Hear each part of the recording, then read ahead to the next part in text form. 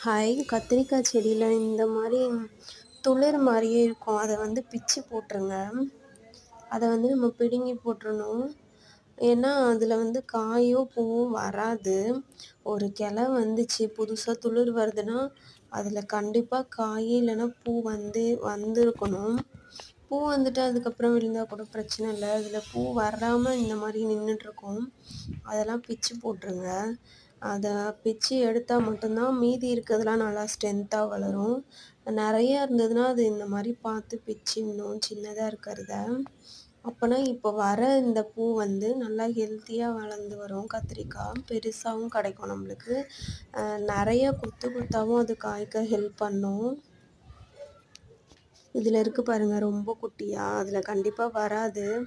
ஆனா பார்க்கறதுக்கு அது ஃப்ளவர் மாரியே தான் இருக்கும். அது நம்ம எப்படி அப்படியே விட்டிருந்தாலும் அதே மாரி தான் இருக்கும்.